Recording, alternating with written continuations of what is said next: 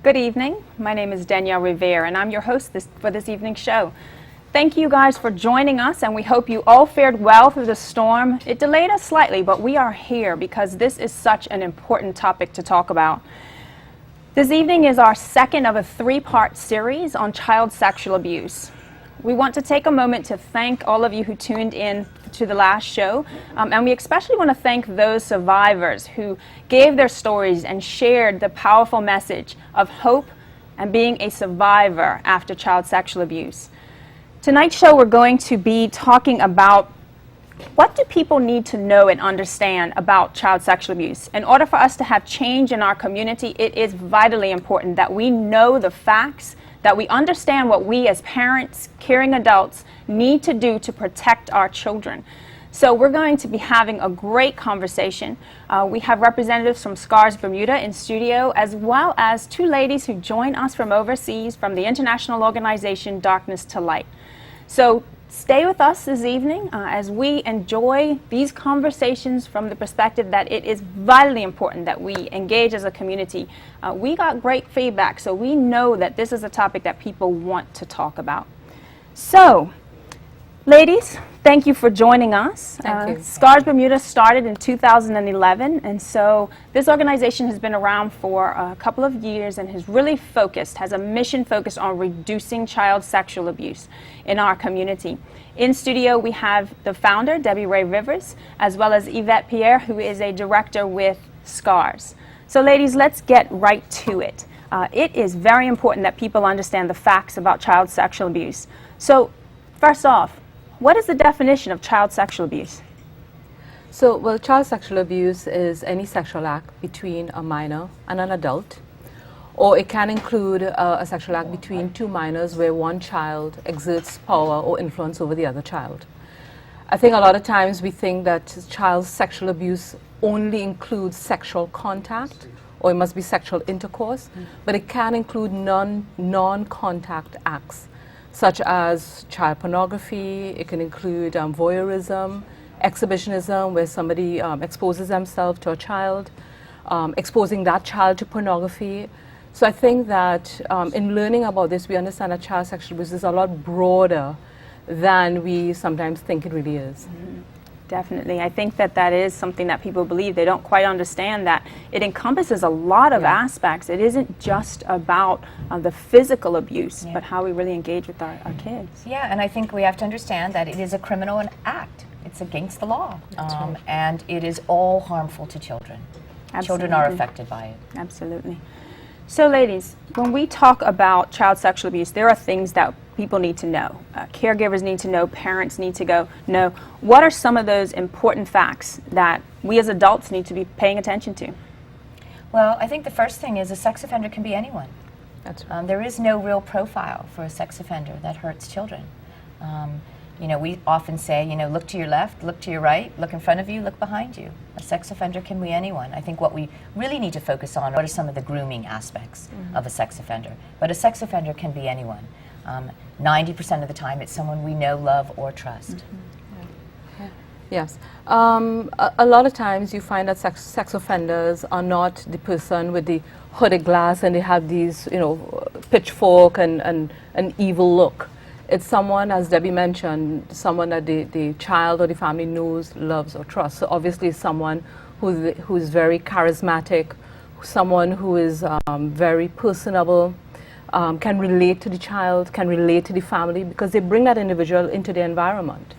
And I think because of that, we need to move away from the fact that sex offenders can only be strangers, and that's not the case. It's usually people that we know can be I think that was one of the biggest aha moments when I took the training that SCARS offers, was that it can be the people that you trust the most that are the ones that actually harm your children. And it's not to bring about fear, but it's really to recognize that, you know, we have to think about that. We have to think about where we place our children. And in the stories we heard in the last show, there was definitely reference to those people who were abusing those children were people that were trusted by the family. So that is really important. Yeah, and I think that's because they have to have access to those children. And many sex offenders will take their time with that, because let's remember one thing: a sex offender doesn't want to get caught. So he does have to spend time gaining the trust of the child, and not only the child, also the family.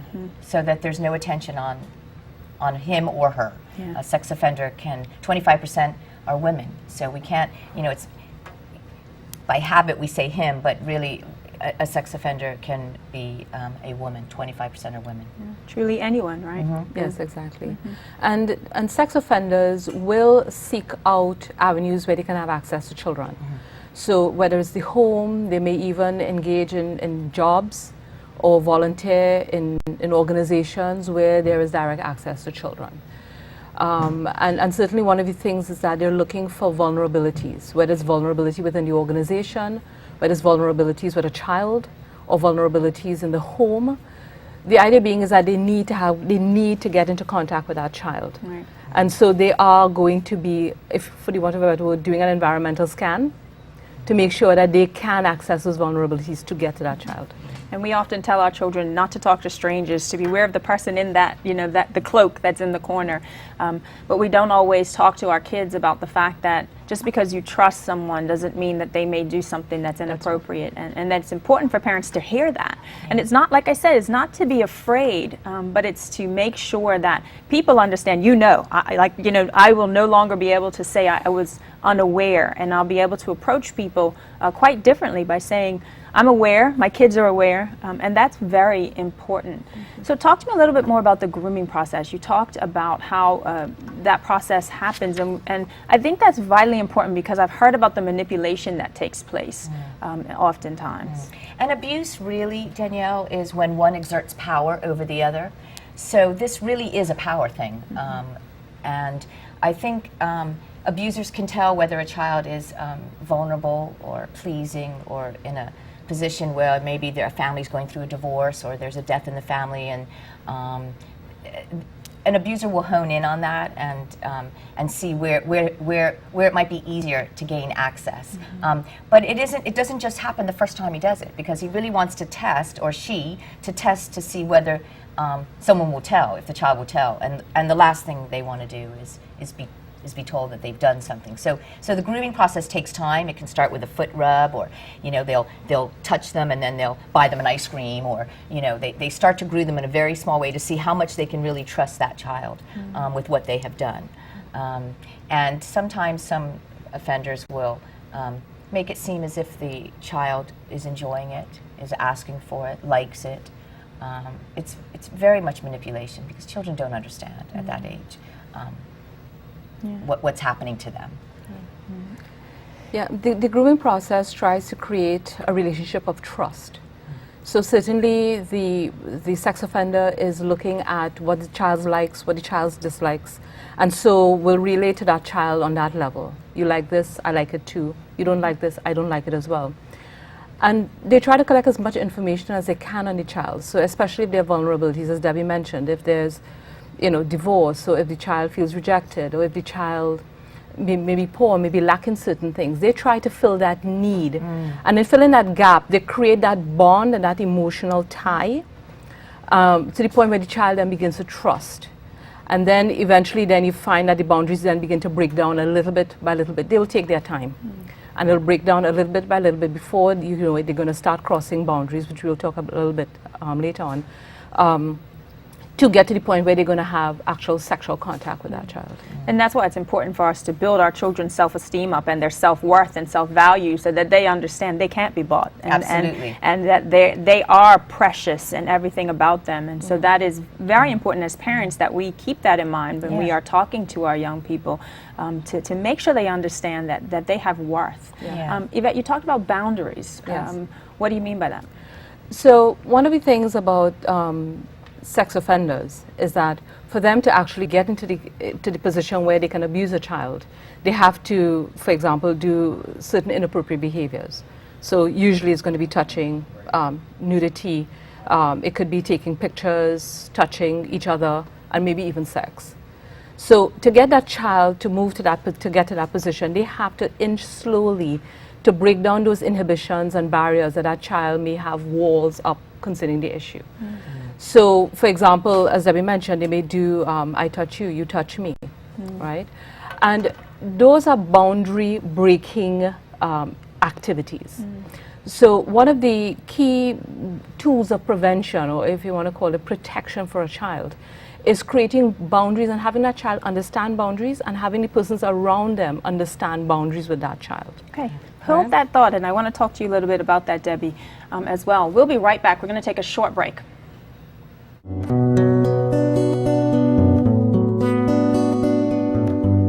No matter what, we all can face this issue. So we have to, bind together in order to get to the root of this problem and eliminate it. We also need a clear message, which we are not giving now in our society, that it is not okay for adults to sexually use their own or anybody else's children. And we're going to make sure that everybody's doing what we can do to keep the community safe. Some parents in my area, they believe that the topic is very taboo. They don't want to talk about it. I don't think they know how to talk about it.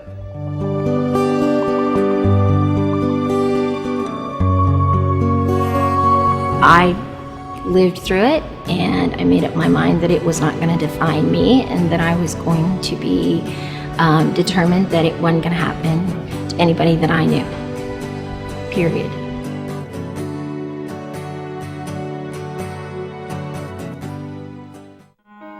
This portion of Scars has been brought to you by ACE Foundation Bermuda. Now let's join Danielle Riviere in Studio A.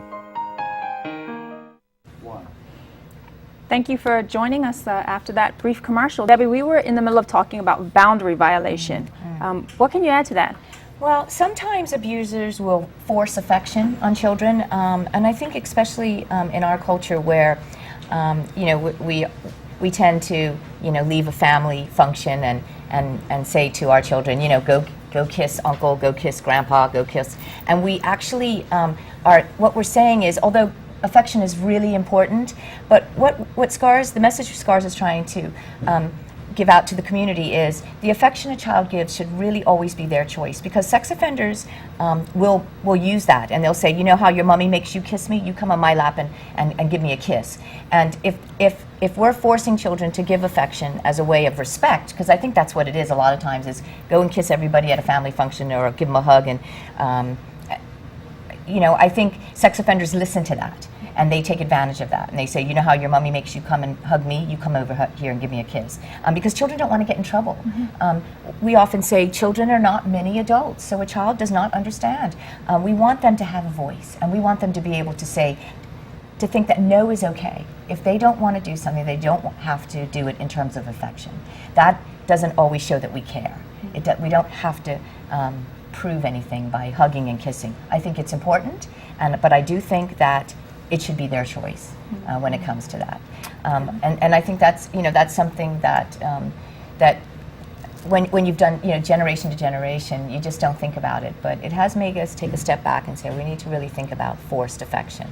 And there's another way to do that, right? It's saying good night and good evening, and there's other ways to show that respect. And I hear you.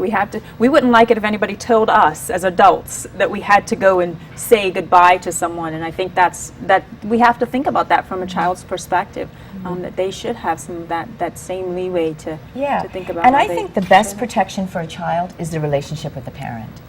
I think to let a child know that they can come and tell you anything, good, bad, or indifferent.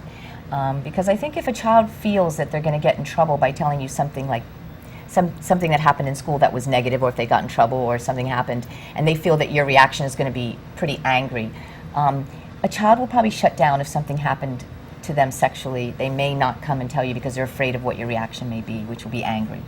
So I think we have to really think about how we respond when children come home to give us the bad news and the good news. Because, like I said, the best protection is really your relationship with that child, to let them know that there's nothing they can't tell you and that you'll work it out together. And I think as parents, we say that to our children, but is our action actually giving them the feeling and the understanding? I know I say that to my kids all the time, but I might be a little bit of a yeller sometimes. So I've had to pull that back and create an environment where there's time for us to sit and talk. So that's a very valuable piece. Now, one of the other things that I've always found very interesting, we all grew up about the different words we use to describe our private parts. And I think that there's a gazillion words that people use. And I know one of the things that SCARS really talks about is using the appropriate words so that young people have the language. Talk to me about that. Well, I know in our family, we had pet names for private body parts, and I think when that happens, children are not able to communicate when something has happened to them because they're using a part that is very confusing. I think, if you really think about a person that owns a nursery school and they've got 10 children and each child has been given a different name for their vagina or their penis, how are you able to communicate with that child?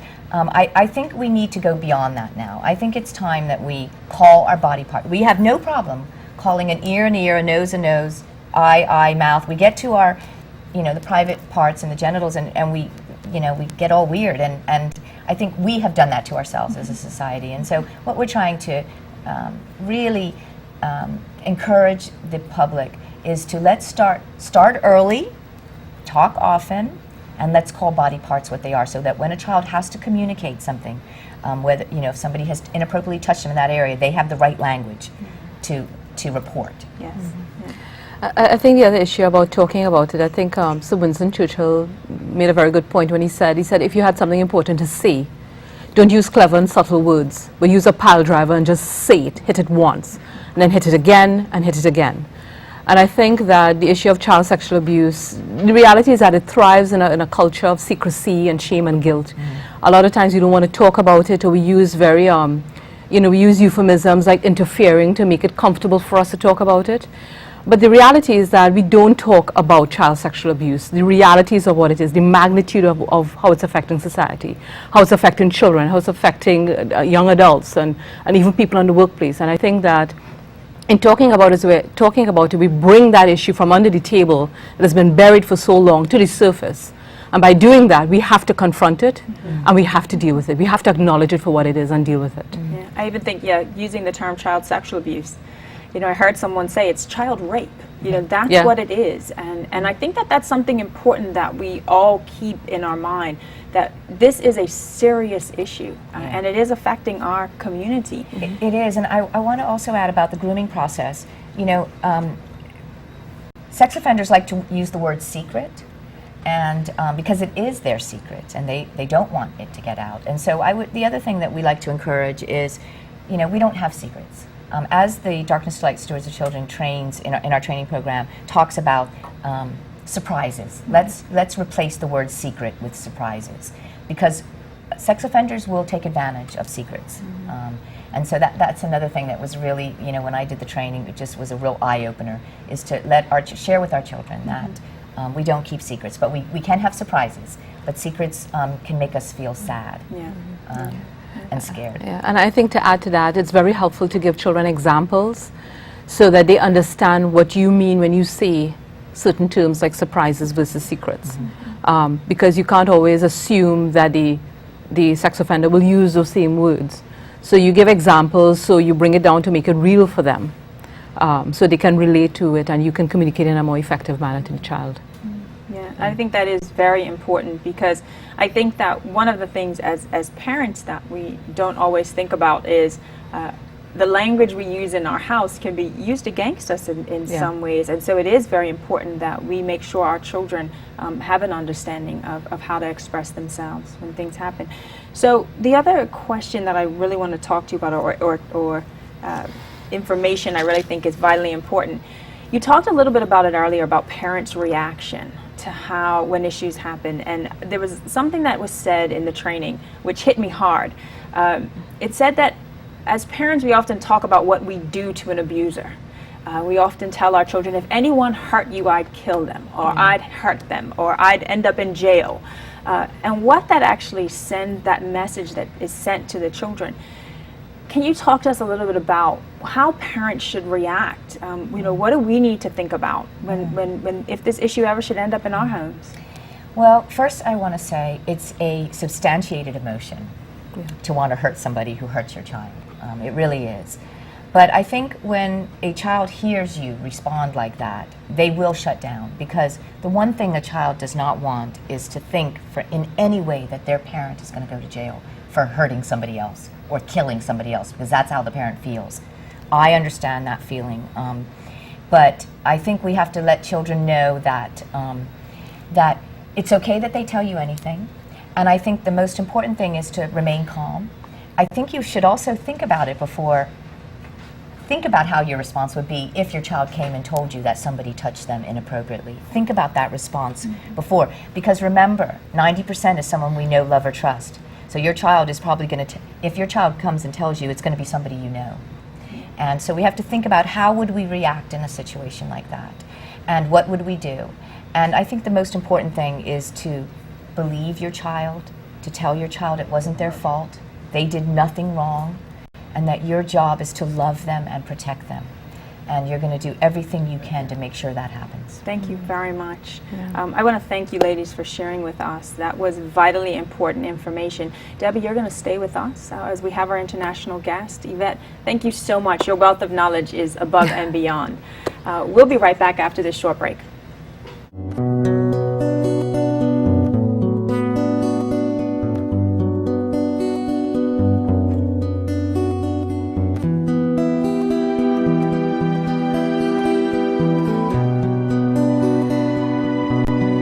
We believe the adults over the children, and we tend to think more about the impact on the adult than on the child. We think about the disruption to this person who harmed the child's life, career, and reputation more than the trauma to the child. It goes so far, even to the extent that the perpetrator is often protected just so that it doesn't get out. It's very important that we do our best to protect the ones we love and the ones that, you know, are part of something that we provide.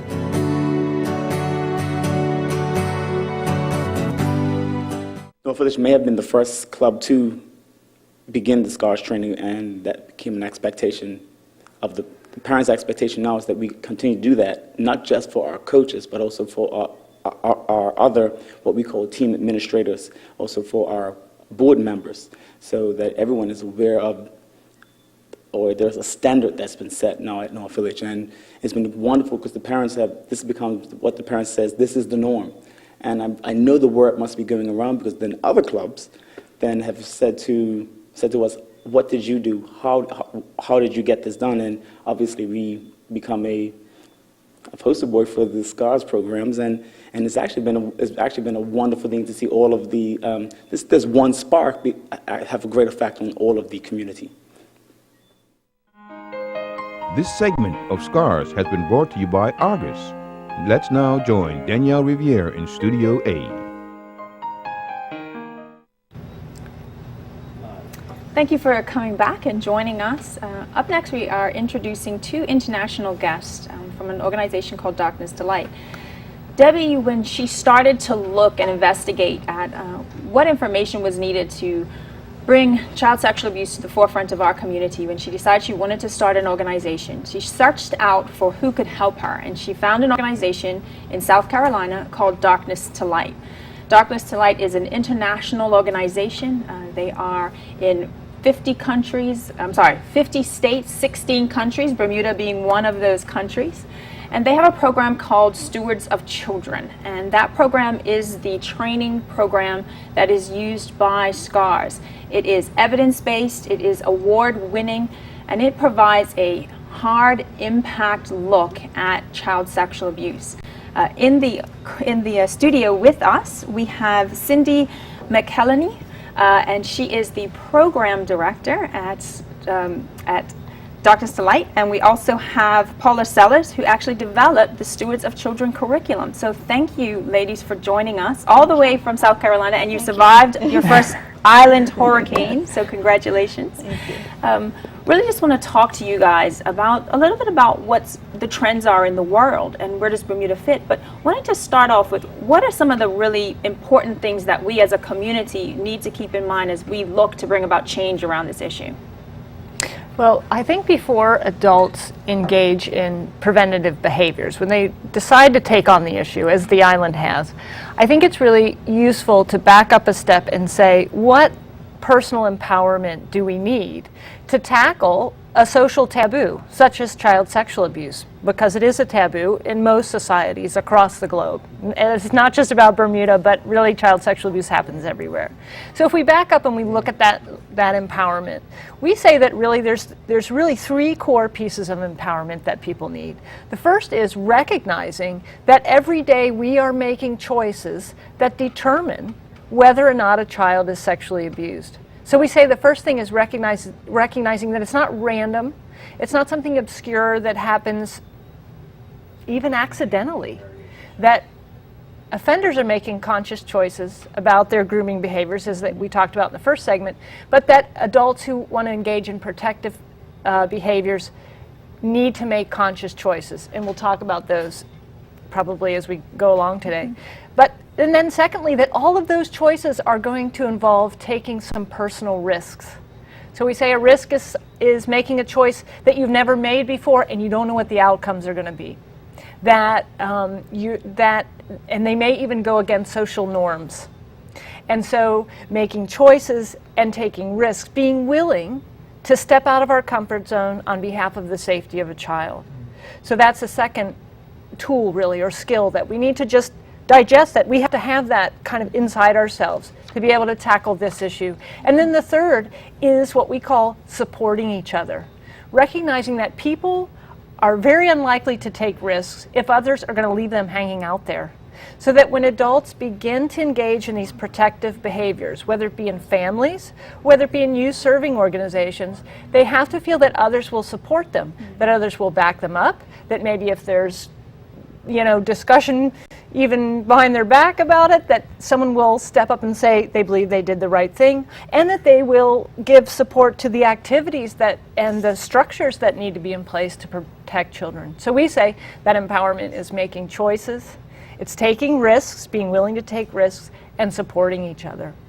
You hit some very important aspects that we as a community really need to think about. I think that this issue has long been swept under the rug because we are a bit afraid to take those risks and to put ourselves out there, or put our family or friends out there, because we talked about these are people we trust.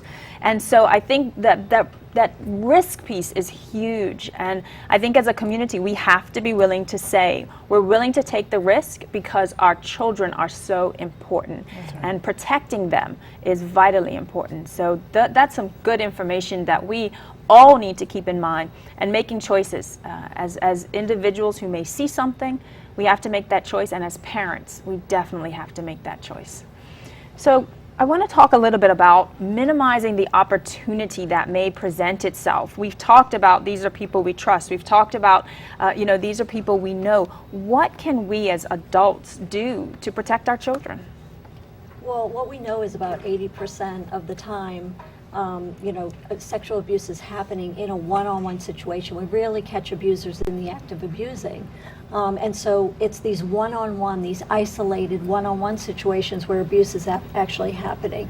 And so if you can minimize those isolated one-on-one times, then you can drastically lower the risk. And so there are several ways that you can make one-on-one situations safer. You can make them observable, take them into a public setting.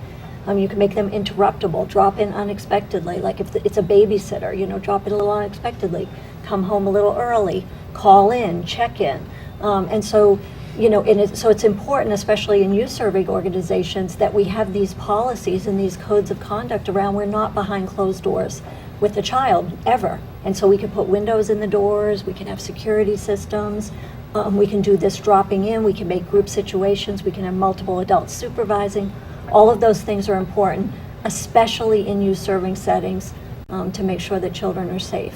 And I think that's an important piece when we're talking about organizations that are dealing with this vulnerable population, is that we're conscious of it. So even if we end up in that situation, it's like, what do we do? That's right. And I know, get on the phone with the parents, make sure that someone knows that you're with this child. I think my favorite word is always transparency. Make sure that you are keeping this out in the open and it doesn't become something that, anyone can look at and question. And as organizations, we definitely have to look at that. Right, I think we should be thinking about ourselves in those situations as too. Obviously, we're always thinking about the safety of the child, but don't put yourself in that situation where you're alone with the child, right? It just, we should be thinking every time we're interacting with children, how can I make this as safe as possible?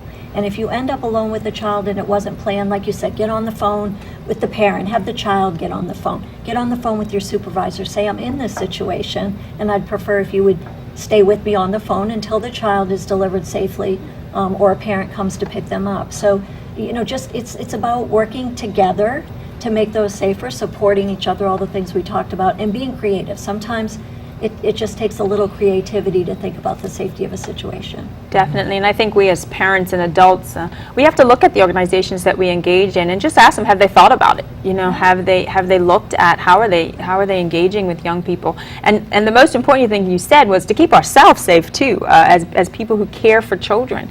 It is vitally important. If you set those rules, if you say we're not behind closed doors with a child, or if you set those rules, then people know what the rules are, and if someone's breaking the rules, you can call someone out on breaking the rules. You're not calling them, you're not accusing them of offending or bad behavior. You're saying you're breaking the rules. This is the rule, you're breaking the rule. We don't break the rules here. And I think that's how you interrupt grooming. Yeah, definitely. Now, I want to talk a little bit about the online issues that we may face. I have a 10-year-old who is begging me to get onto all of the social chat networks and all of that, and I am an apprehensive parent because I think of that as a danger zone. Talk to me a little bit about what does that look like for a parent who's trying to protect their child? I think one of the first things to recognize about it, Danielle, is that the internet is an isolated one-on-one environment potentially. We think of the internet as being something that everybody has exposure to, but actually when children are interacting in those chat rooms or even across a text message, other forms of technology, that's potentially a one-on-one environment. So then we have to think about, okay, besides just parental controls and those kind of things, which, there's software out there that enables parents to do that, I think we also have to look at how can we make the use of technology not a one-on-one or an isolated experience. So that might mean, the simplest thing we say is, like, especially for younger kids and even early teens, keeping computers in public places within the home or, of course, within the school. Even having, I've had parents tell me that they do spot checks on their kids' text messages or in the chat rooms, actually checking occasionally, and not out of a distrust, but out of like a sense of protection for the child, that the parent is kind of spot checking their use of technology, just to give a sense that it's not an isolated exchange. I think we need to think about technology that way. And talking to our kids about the dangers of the internet, talking to them about how to keep them safe, talk to them about not sharing personal information, all of those things. If we have conversations with our children about safe online interactions, it's the same thing, just as we're trying to promote safety with other individuals, and we need to promote safety. And you can even do like a little contract with your child that basically says, here's the rules we're going to follow when we use the internet, and we do these things because they will keep you safer on the internet. That's a good idea. It's shared responsibility. Yeah. Shared responsibility. And you really don't know who is on the other side of that, like with Facebook, and you don't, a person, a sex offender could say that they're 12 and they're really 40, because you don't see that face. So somebody on Facebook can be anyone. And I think what you said is an interesting way to look at it. It's similar to the one-on-one, right? It's just like as if you just kind of sent your child somewhere.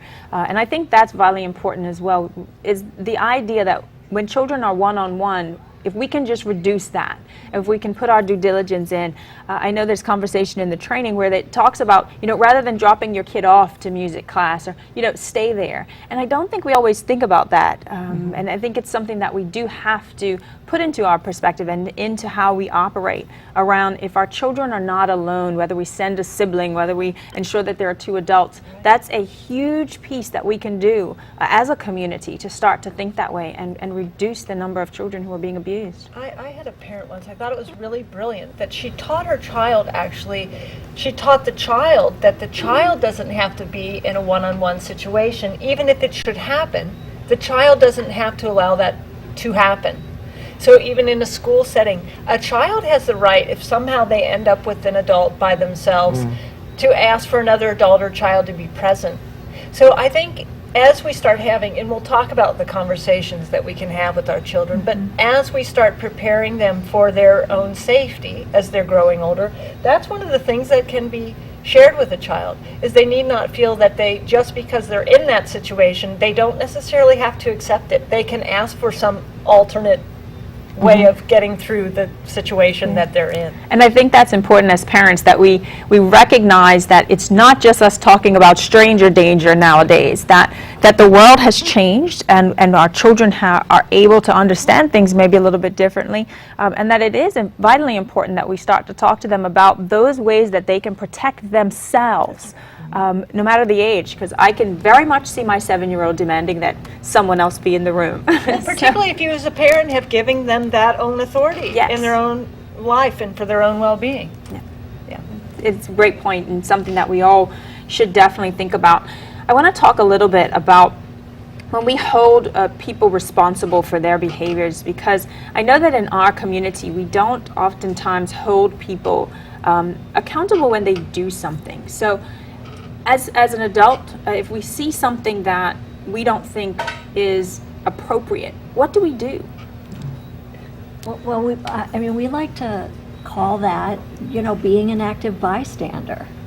And I think this idea of being an active bystander or bystander intervention is something that makes us feel really uncomfortable, because if you see something, it may be another child, and sometimes we say we don't want to get involved in that, right? And so it takes courage to be an active bystander, which basically says, I see something and it's not a safe situation for a child, so I'm going to intervene. And so it takes some boldness. It takes courage, and it takes being bold. If we come back to the 3 empowerment skills, if you will, part of that is it's easier to do that and make those choices and take that risk if we know other people are going to support us. And so I think that's why collectively we talk about it being a community responsibility, is that as you start to become more bold, you are in that moment you are being a model for other people, and then they start to be bold. And then all of a sudden we start to create this culture where the safety of children is at front and center instead of the last thing that we think about. We're so afraid of offending the adult, that many times we just would rather not intervene. We'd rather not say something. Let's just remove the child from the situation, and nobody learns from that. The child doesn't learn that an adult will respect their boundaries, and a child doesn't, and the adult who's crossing the boundaries doesn't understand that we're not going to allow that here.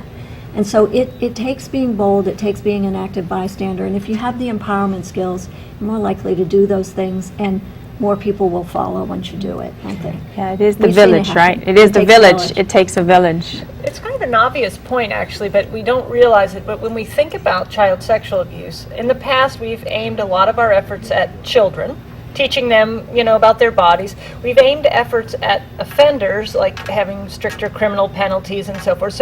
But we've aimed our efforts at the 2 people in the exchange that are the least likely to be able to intervene in their own situation. The offenders have their motivations. Children are often too vulnerable, too powerless to do something. We've left out that 3rd ingredient, which we say is the bystander. So we say a bystander is a person who's not involved in the exchange, but who witnesses a situation in which, in this case, a child is vulnerable. So we have this little formula. It's kind of simple, but we say a bystander intervention has 3 parts. It's you witness something, and the first part is you describe the behavior to the person who crossed the boundary. Like, Steve, I see that Sally is not enjoying that tickling game. So you describe the behavior. Tickling, she's not enjoying it. And then set a limit. Second step, set a limit. So it would be like, let's let Sally join the other kids now. Let's just stop that game for now. And then move on. Come on, Sally, let's go join the kids in the living room or whatever. So the idea being, describe the behavior, set a limit, and move on. And so we think that that's just a really simple approach for bystanders to make when they're just wanting to intercept something that just looks, it's just a boundary violation. It's just a little fuzzy. It's a little iffy. It's not something overt. It's not sexual abuse, but it's like something where an adult might be eroding a child's boundaries. Yeah. I think that's vitally important that we keep that in mind, and also remember it is a risk, right? That's right. It is a risk, and we talked about that. In order to keep our children safe, we have to take a risk. We'll be right back after this short break and continue this conversation.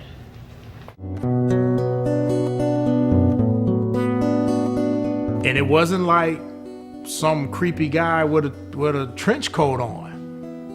It's our babysitter's son. He was funny, he had a Porsche. He didn't come asking for help or anything like that. He came offering to help. He was always a part of the game. He was very charismatic. People liked being around him. A lot of talk and Mr. Cool. Very respectful. Kind of like a grandfather type. If we were playing tag, he was playing. If we were climbing trees, he was climbing trees with us. A real upstanding, good kid. He was a natural leader. He was from my community. He made himself the person who solved problems for people. He worked with children all of his life. It starts with just one individual. And if I can take it and give it to one more person and they can pass it on, then we got the ball rolling, and that's where we begin. This portion of Scars has been brought to you by the Oil Group of Companies. Now let's join Danielle Riviere in Studio A. Thank you for joining us again. As we continue this conversation, I want to talk about something that in our society definitely is not talked about a lot, and that is the fact that we have young boys who are abused. We have men who are struggling through this, having been abused as children, and it's something we definitely don't talk about as a community. And can you give us a little bit of insight? How do we get men to speak up about this behavior so that, one, they can be healed, but two, so as a community we can confront the fact that this is happening and this is an issue? I think that I don't want to say it's more difficult for men than for women, because that's too much of a generalization, but I think that it is difficult for men to acknowledge victimization, sexual victimization, especially as children, for a couple of reasons. One, we train our men to be protectors. We train them to be strong. We sometimes train them to be stoic, to not express feelings. Some of the rules or mores that we put on boys kind of run counter to being able to say, something happened to me, I was hurt, I was vulnerable. And so just how we raise boys to be tough, in many ways is sort of a way in which it doesn't facilitate disclosure. It doesn't facilitate sharing that this has happened, and it can cause shame. It can cause shame around having been hurt. It can cause shame around having not fended off the offender. And then, I mean, there are many ways in which these rules that we put on boys can create shame about just their own vulnerabilities, their own softer side, if you want to call it that. And when sexual abuse happens, independent of the circumstances in which it happens, most often children feel violated in a way that it's almost as though the shame of the offender is transferred to the child. So shame is going to be there. Then you have with boys the added feeling that their masculinity has been somehow crossed, or they become afraid, does it mean I'm a homosexual? Especially little boys, does that mean I'm a homosexual? What if I am a homosexual? Was this man attracted to me because I look like I wanted it? And there's all the stigma of homosexuality that gets layered on top of the shame of having been vulnerable. So for men and boys, and maybe there are people in the listening audience, men who are listening to the show, who could add to that equation. But I think it's very hard then for boys and men to come forward, largely because of all these shame factors, which I just want to say as a human being and as a professional, shouldn't be there. It's not their shame. When we are children, being manipulated in that way, first, is not a young boy's fault. And secondly, a boy can be vulnerable. It's the nature of being a child.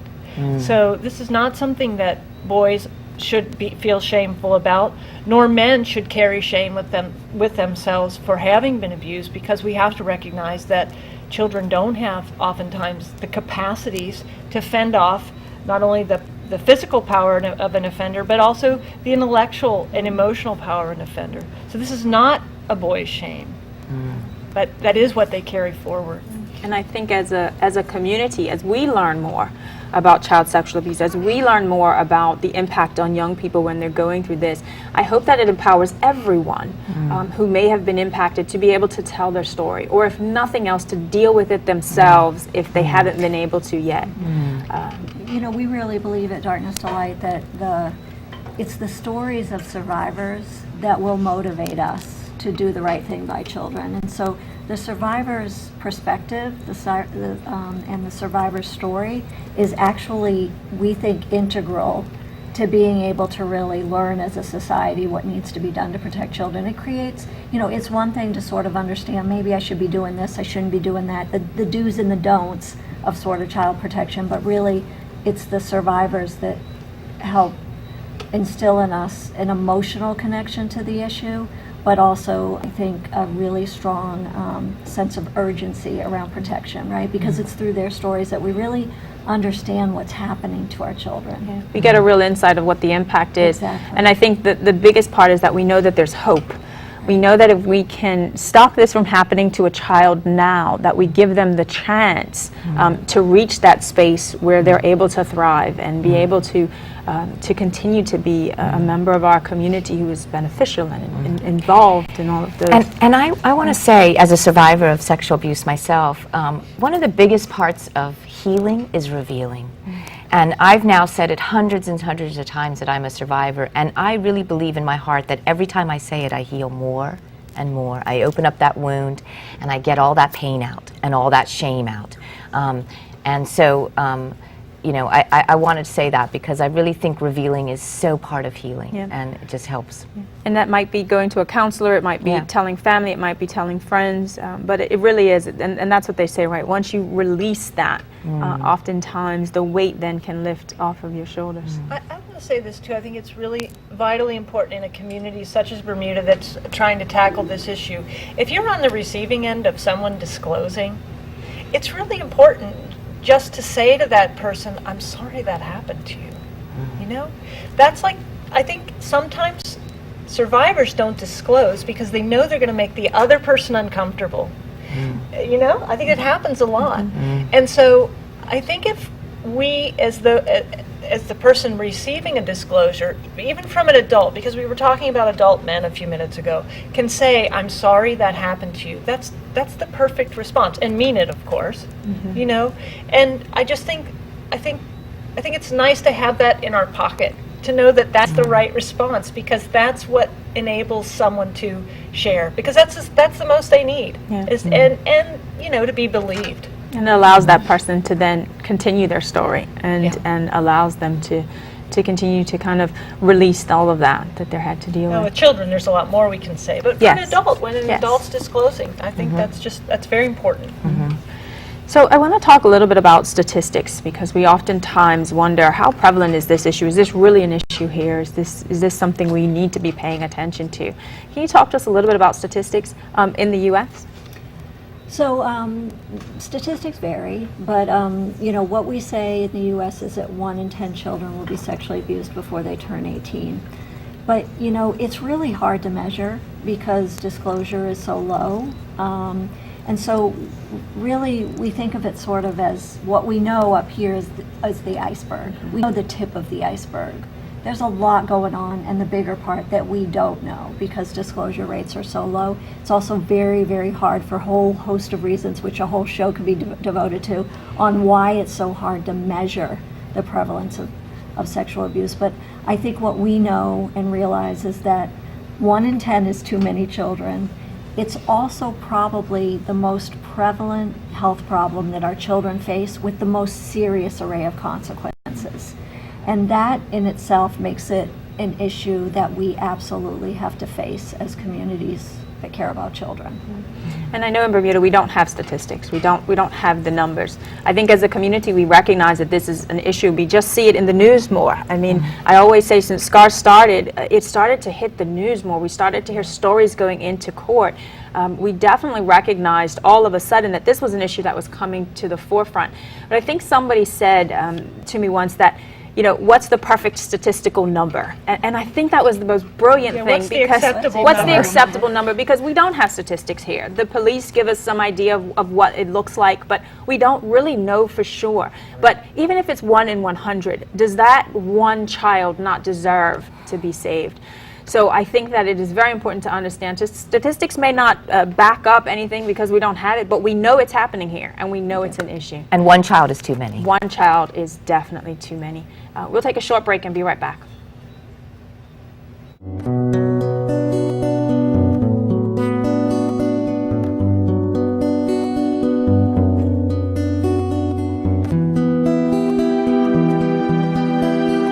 So seeing the stories or hearing the stories from the people it actually happened to, it kind of opens your eyes a little bit. You actually feel what they're feeling.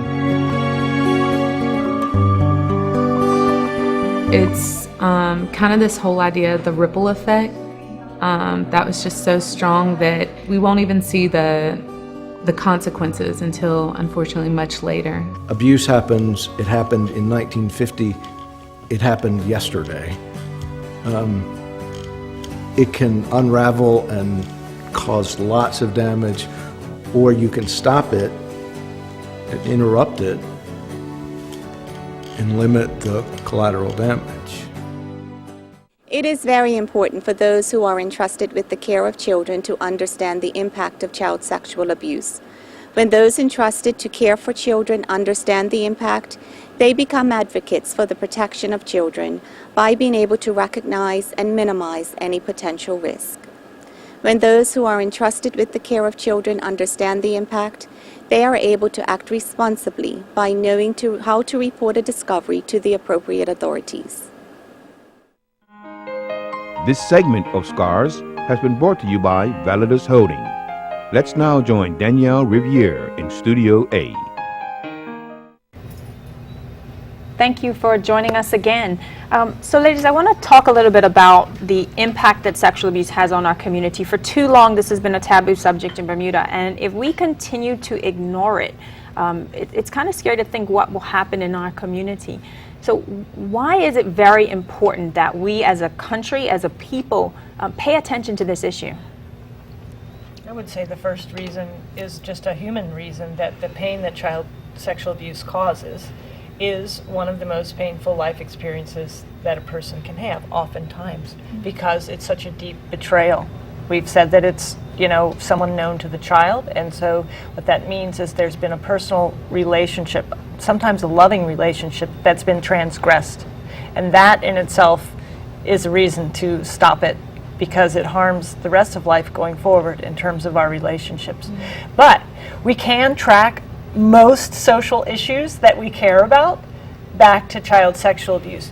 That doesn't mean that child sexual abuse is the sole cause of a number of social issues that we'll all talk about, but it is a root cause of many social issues that people care about, and which countries like Bermuda, countries like the United States spend billions of dollars on annually cleaning up from. So I'll toss it to Cindy, and she can list a few of those. So substance abuse, trouble with relationships, mental health issues. The gamut. Even physical health problems. So we can, there are a number of studies, lots and lots of studies that show sexual abuse can lead to physical ailments as well as mental health issues. Stroke, hypertension. Heart disease. So, we're, as adults, we're in communities where we're working with other adults who are, still dealing with what happened to them, or trying to deal or pushing under what happened to them as children. And that presents itself in lots of ways in the working world and in our relationships with other adults. And so we should, if you're not motivated enough by the human impact, the economic impact alone, that really we all ultimately are responsible for in many ways. We should be motivated for that reason as well. And so we could have a lot more happy and healthy adults in our world if we make sure we have happy and healthy children. Yeah, and in our last show, I think every single survivor talked about the impact on their lives from various ways, from promiscuity to drugs to so many things that in Bermuda are plaguing our community. And like you said, it's not to say that they're all rooted in that, but the reality is that we have broken people. We have people who are seeking some way to find that fulfillment. And if we could stop that from ever happening to them, wouldn't that be amazing? You're right. How many people would we have that are not struggling right now, who could be in our community and be positive individuals? So I want to give you guys the opportunity to give us your final thoughts. What is it important that we as a community face when we talk about child sexual abuse? Well, I think first I want to say, just having worked with Debbie over the past 4 years and sort of seen the work that SCARS is doing sort of take root, what I've seen is a tremendous willingness of this community to engage in a real positive discussion for the benefit of victims to come forward and begin healing. That has been huge. But second of all, to begin a really tough discussion about what it takes to protect children in Bermuda. And so for that, I mean, I feel tremendously hopeful. Having trained over 3,300 people, what SCARS is starting to see is what we call a tipping point, where you create enough momentum that we can actually shift our cultural attitudes towards this problem of sexual abuse and break down the barriers that prevent us from actually doing the tough job, the work of protecting children. And so I feel tremendously hopeful about all of the things that are being done in Bermuda to protect Bermuda's children. Like, it's happening. And I think like this show is kind of proof positive of it as well, but we're just engaging more and more people in the discussion. I feel tremendously hopeful. It's satisfying for us to sort of see in a small community, see so many people engage in a tough topic and want to do something about it. Yeah, Cindy kind of stole mine because I wanted to say the same thing. I've been so inspired just having been here and seeing the momentum. I mean, I think that child sexual abuse prevention has a very big momentum in Bermuda. I think people are making new choices. I think they're taking tremendous risks because of the nature of, relatedness here in Bermuda and the way that it's such a small and close-knit community. Survivors are taking risks. Youth-serving organizations are taking risks. The police are taking risks. Everybody is starting to engage in risk toward dealing with this issue. And there could be a long way to go in terms of structures and systems, but I think the will to do it is there. Definitely. Yeah, I believe in my heart that we have a huge opportunity to drastically reduce the risk of child sexual abuse in Bermuda. We are a beautiful small community, and I believe that we can, the work that we're doing and the work that the community are doing and families are doing and organizations are doing, we will have happy and healthy children in Bermuda. We will train every adult on this beautiful island so that our children can grow up healthy, whole, with their innocence protected. And I think that is very important. And I think it's vitally important to say that SCARS is doing great work. And with more than 3,000 people trained, with the phones ringing constantly, we know that this is an issue that as a community we want to deal with. We don't want to sweep it under a rug anymore. We're ready to talk about it. We're ready to face it, and we're ready to change it. And that is an exciting place to be because our children deserve it. Our children absolutely deserve to be protected. And I'm excited that we've taken this step. I'm excited that we are making a difference. And I really want to take this opportunity to thank you guys for joining us. Debbie, thank you for everything that you've done in this space and continue to do. Thank you, ladies, for coming all the way, surviving the storm, and joining us. Thank you.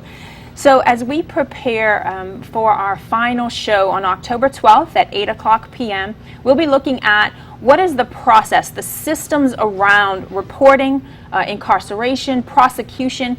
What do we need to change? What opportunities for improvement do we have? So join us on October 12th at 8:00 p.m. as we have our final show in this 3-part series. You don't want to miss the next one. Thank you and good night. Thank you. Thank you, John.